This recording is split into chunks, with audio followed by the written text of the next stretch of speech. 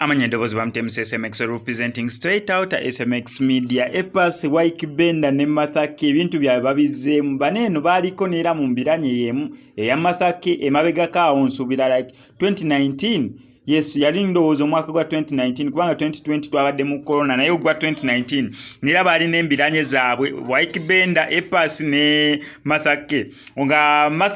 Waikibenda walaba Mathake nga yeekubisiza akafaananyi ba Epas n'akasuulayo nga Waikibenda ayogera bingi ate nga ne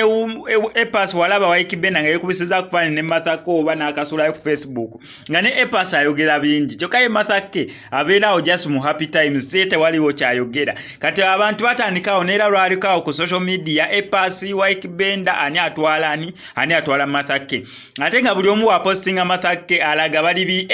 bali biwanvu bali birungi bali biri eri ebirumya kwegamba nga buli omu afuna opportunity yeekwisa ne Mathake oba meeting Mathake amakinga sure mbu alina okulumya pata eri endala ate nga ne pata eri endala weefuna omukisa nabo balina okubeera nga balumya eno ate tukijjukira bulungi nnyo engeri Epas ne Waikibenda gye baaliko mu company label emu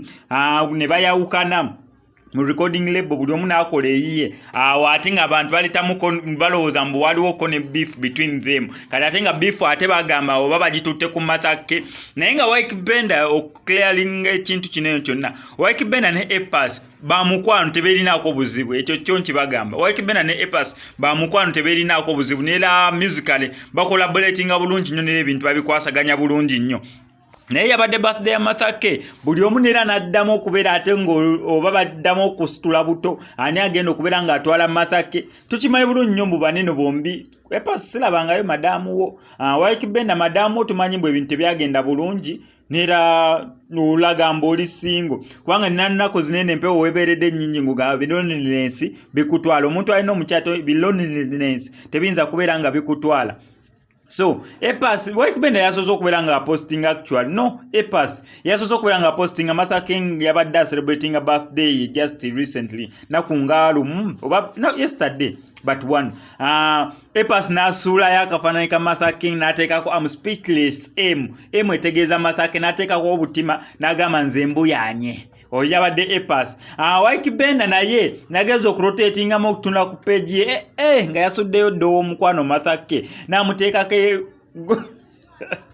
yataddeko n'agamba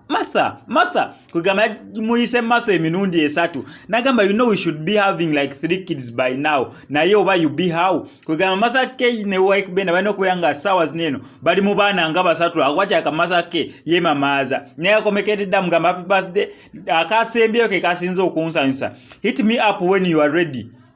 nkonaako ng'oli mwetegefu kwegamba Waikibenda alinga ng'akooyo okugoba Mathake kati amugabe bugambi gwe nkonaako onooba oli ready ng'oli mwetegefu kwegamba ekintu kyabwe kine balinga nga bakizzeemu buto vibe ya Mathake Waikibenda ne Epas okubeera nga bagisitula waggulu kati tumanyi bwali kigenda okubeera nga kikkira naye wano ku SMX media tubeera ne